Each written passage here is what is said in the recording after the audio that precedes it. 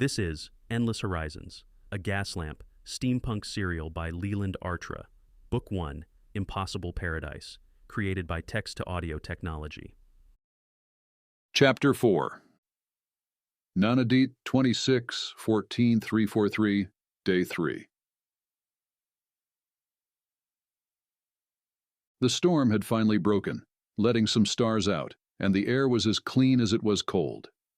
From the bridge, it was hard to believe the gentle ocean outside, spotted with reflections of the stars, had been tossing the ship like a child's toy only 12 hours before. Reinvo leaned over the navigation table with Ardley and Metallo. Metallo had gotten a fix on the ship's location once the stars had been visible. He'd taken 4 more readings since using every method known to estimate or pinpoint the location of the vessel. The cold, fresh air turned their breath into foggy clouds that floated around the table chart. Lieutenant Metallo held a bright oil lantern close, letting them clearly see the charts. Metallo's other hand held a compass calibrated to the graph's scale key. Crewman Nedlier was standing watch at the door, out of ear's reach, making sure the 3 principal officers were left undisturbed. "Lieutenant," Reinvo said, his voice sounding ancient in his ears. The lack of sleep and hard day's work gave it a hard crackling and dry tone. "Sir." Reinvo shifted his gaze from the chart to the stars. "That can't be right," Reinvo said. "You've watched me take every measurement. I didn't make a mistake. We are exactly where this chart says, 163 miles from the edge of the world. If we don't change course or speed, we are going to fall off of Terra in 3 days. How can we have moved 1,000 miles north in just 2 days? The wind, ocean currents, and of course those engines." The deck thrummed with the V. Brius's engines churning away in engineering. "Empresses bless us. I can't see how the engineers can still be alive. They've been locked in a hot engine room without water or food for 3 days. And yet I can feel the engines burning hot," Reinvo said mostly to himself. "Maybe the Star Empresses are keeping them safe and well," Metallo suggested. Ardley's eyebrows shot up, and his doubting smirk at Metallo was the same look Reinvo gave Metallo as well. "Lad, I believe in the Star Empresses as much as anyone, but they don't show up and keep a ship's engines running." Metallo shrugged. "How do you suppose engineering is staying alive, then?" "I don't know, but we'll get to engineering today and find out. We best hurry about that, too. We need to reverse the engines before we cross the 100-mile hub safety line. If we get too close, we'll get caught in the edge currents." Neither Metallo nor Ardley looked encouraged. "I don't intend to simply go over the edge. We are further north than any ship has any business being. I don't hear the edge falls, and the ship doesn't feel caught in the kind of currents the edge must have. We get to engineering and the machine shop. That'll give us the tools and engineers needed to fix the rudder as well as control of our engines. Metallo, take another reading." "I've done 3 readings, and they aren't changing." "Well, make it 4. Metallo saluted and without a hint of guile said, "Yes, sir." Grabbing his astrolabe, he headed out to the open deck. Reinvo tapped the navigational mark representing the V. Brius. "We are in serious trouble." He looked at the unmanned navigation wheel. The rudder wasn't moving any time soon without the proper tools. Ardley followed his look. "Aye, we are still clearing the galley compartments. It's going to be at least 2 days before we can get to engineering. The men know time is running out for the engineers, and I can't get them to take any rest." "Well, I agree with them. We'll sleep later. Let's see if we can speed things up," Reinvo said, heading to the exit. "Aye," Ardley said, his tone encompassing all of Reinvo's concerns. Chapter 5 Nanadit 28-14-343, Day 5. 2, 3, heave! Reinvo's back ached and his legs wobbled, but he forced his hands to hold the wooden wall they'd built. It smelled of pitch, and his skin clung to the surface. A wave crashed against the side of the ship, vibrating the wooden patch. In spite of being waist-deep in the cold ocean, water and sweat ran down his face, tickling his nose and getting in his eyes. His vision was blurry, and he wasn't sure if it was due to fatigue or the water in his eyes. By controlled flooding of some port compartments and pumping the water out of the starboard compartments, the V. Brius held steady, listing at 16 degrees to port. As such, they'd managed to lift most of the damaged hull out of the water. They couldn't right the ship till they'd sealed the breaches, and he had no false hopes of doing that at sea. Salty ocean leaked around the edges as they pushed. Men at both sides worked furiously with the jury-rigged clamps to lock the patch in place. Another wave hit, and the patch pushed out, letting some of the water to slosh in. The pressure on the piece jumped up a notch, and Reinvo grunted, leaning into it along with the rest of the men. A series of splashes came from his left. Lin passed out. "Get him out of the water and someone take his place," Reinvo ordered. "On it, sir?" A voice Reinvo couldn't place came. That told him he was more tired than he cared to admit. He knew every soul aboard personally. The pressure let up slightly as another crewman took up Lin's position holding the patch. "Erded, hold it steady." Boatswain Trennan's voice was crisp and sharp like a cracking whip. Reinvo leaned into the wooden wall with his shoulder. Next to him, the cook's mate struggled, his arms and legs vibrating more than Reinvo's. "It's tight," Trennan finally said, and everyone relaxed. "No." Reinvo stepped back and grabbed the cook's mate's shoulder. "Journal, you've done enough for now. Go up top, get some fresh water, and take 40 winks." The cook's mate looked defiantly at him for a moment. "That's an order," Reinvo said. Journal nodded and moved away. Ardley came down and jumped the last few rungs into the water. He pulled a water bag over his shoulder and handed it Reinvo. "Sir, you've been up for nearly 20 hours yourself," the commander whispered to Reinvo. 5 days. Those men have been working round the clock for 5 days, keeping the engines running to save us. I can do no less to save them." Ardley nodded. "And empresses be blessed. We have to get to those engines to save us all." "There is that too, Commander," he said, handing the water bag back. "We just have to open the machine shop and then we are to engineering. A few more hours. Then I promise I'll get some sleep." The patch was fully sealed, and the men stepped back to inspect it. "Get the pumps in here and remove this water," Reinvo ordered. The men set to pumping the water out. Ardley leaned in close. "We've cleared the far galley." Reinvo frowned at his tone. It was far from optimistic. "And?" "The pantry lockers were not entirely secured for the storm. We've lost over half our provisions." "Order the cook to take everyone to quarter rations immediately." "Aye." Ardley's eyes looked far away. Reinvo thumped Ardley's back. "We aren't dead, might lose a few pounds. We only need to open that hatch," he said, indicating the sealed watertight door next to the hull. They'd worked a full day to make the path to it. It was half above the waterline, and they'd built a sealed bath that had let them open it and not flood the recently dried-out compartments. "Once we get to the machine shop, we'll have the tools needed to fix the rudder. Even at this distance from shore, we can be back to the split queendoms in a week. Maybe less with these engines." Ardley leaned against the wall with Reinvo as the pumps cleared the water. The men brought in the waist-high half-tub they'd built to hold the water, letting them climb into the machine shop once the water was evacuated. It took over an hour to brace it in place with chains and ropes. The boatswains gave it an extra coating of tar to seal the edges. Their tiredness was forgotten, and all eyes were on the machine shop hatchway. Reinvo stepped across the room. "Tools, men. We'll have all the tools now." He smiled wide for the first time in days. With a triumphant surge, Reinvo climbed over the edge of the tub and leaned into the hatch wheel. It turned, and as the screws released, water pushed the hatch open in spite of Reinvo's pushing to keep it closed. Water pressure won the fight. The ocean rushed in so fast Reinvo's feet were swept out from under him. As the men cheered, he swung on the door, getting stuck between the tub's edge and the door. The door was heavy, and it knocked the wind out of him as the hatch wheel added to his ribs bruising painfully. Still, he hung on to the hatch wheel. In moments, he was once again up to his waist in ocean water, and the door's pressure released him. "Captain, are you all right?" Ardley called, concerned. Getting his feet back under him, Reinvo stepped around the hatch. "Yes, just a bit more bruised." Something soft bumped his leg. A dark shape was floating in the tub halfway through the door. Reaching down and expecting to feel scales, he felt soft cloth with cold flesh underneath.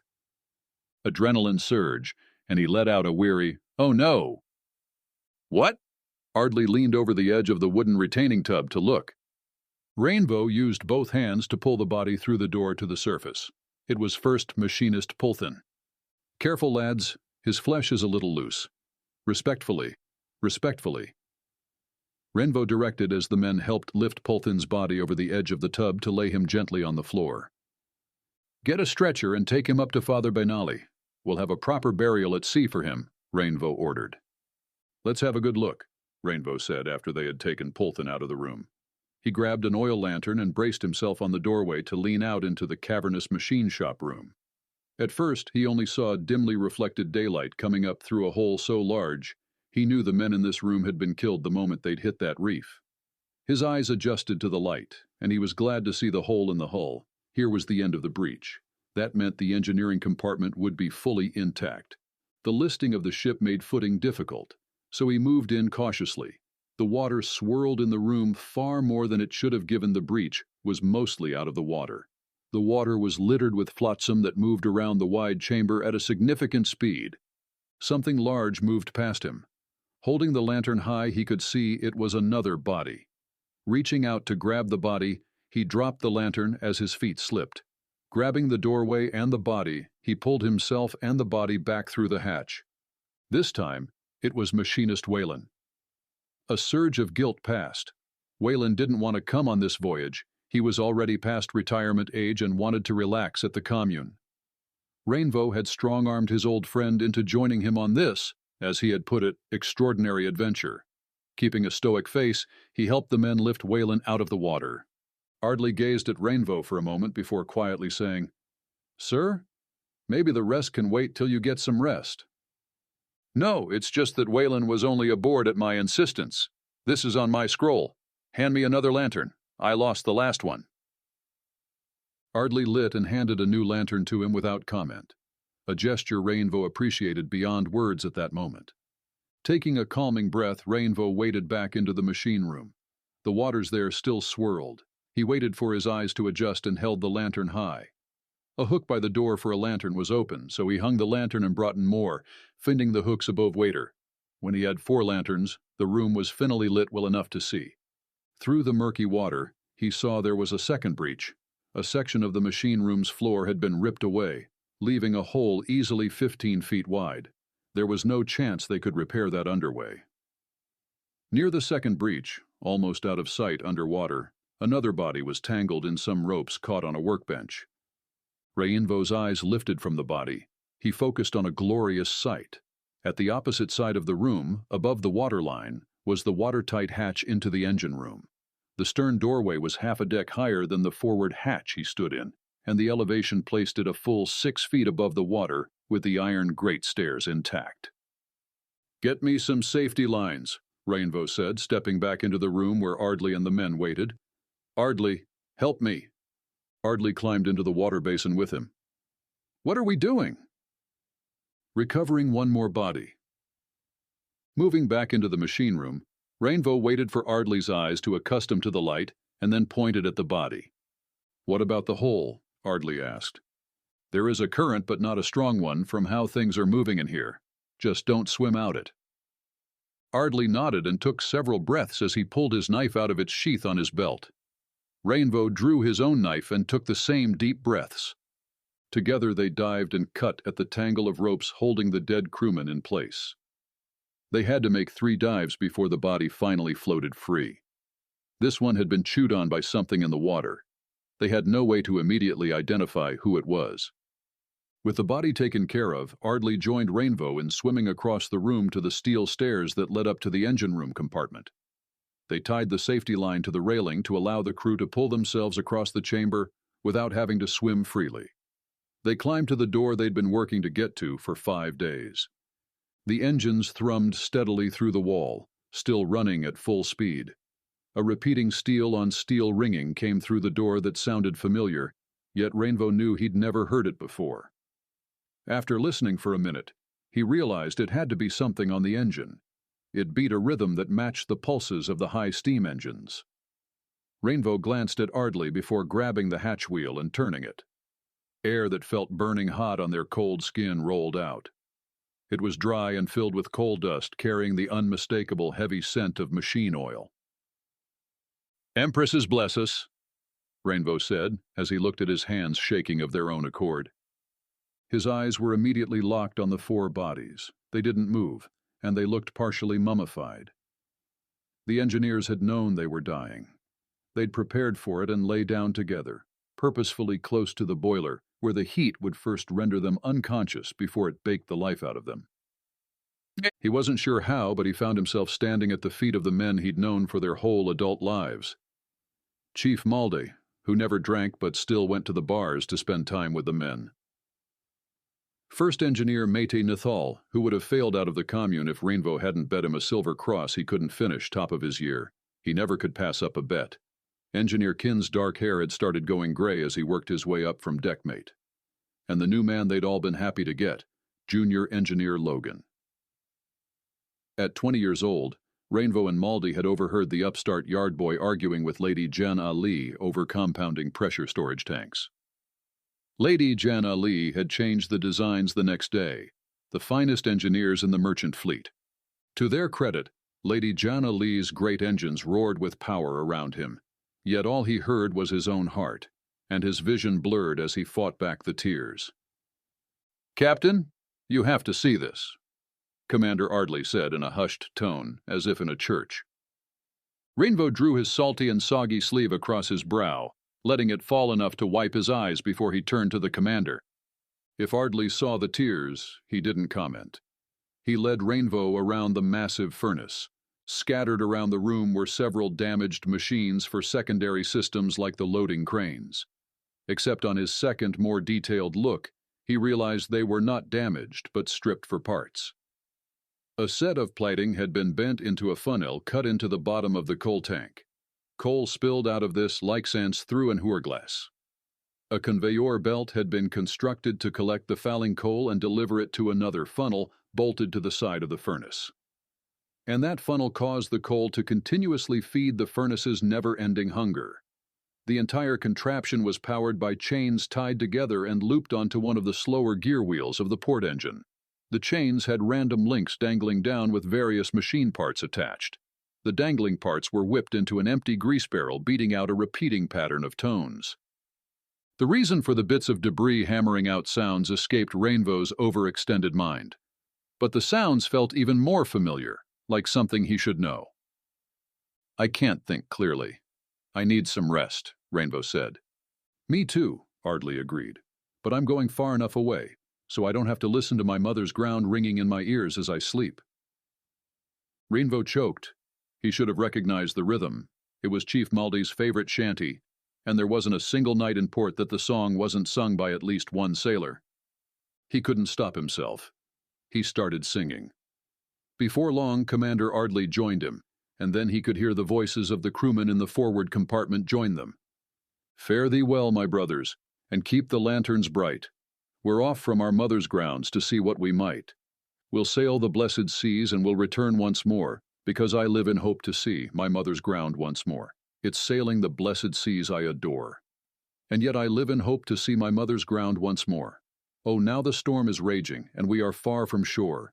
The poor old ship he's sinking fast, and the riggings they are tore. The night is dark and dreary, we can scarcely see the moon. But still I live in hope to see my mother's ground once more. It's sailing the blessed seas I adore. And yet I live in hope to see my mother's ground once more. Oh, now the storm is over and we are safe on shore. We'll drink a toast to the blessed seas and the families we adore. We'll drink strong ale and porter, and we'll make the taproom roar. And when our money is all spent, we'll go to sea once more. It's sailing the blessed seas I adore. And yet I live in hope to see my mother's ground once more." Want more? Go to reamstories.com/endless horizons to get early access to more of the Endless Horizons adventures. Before you go, please rate, review, and comment on these chapters. I'd love to hear your thoughts. Thanks for listening. These audio readings are produced with text-to-audio technology to keep costs down. Want to support producing these with greater frequency and eventually using voice actors?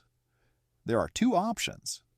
One, and my personal favorite, to support the writing, editing, and audio production, get early access to draft stories, and participate in the amazing community of listeners and fans of these serials, please go to reamstories.com/endlesshorizons and subscribe. Or 2. To specifically support just audio production of these serials, please go to patreon.com/LARTRA and become an audio production patron. The subscription model helps sustain the serial writing projects and all their associated costs. Again, thank you for listening.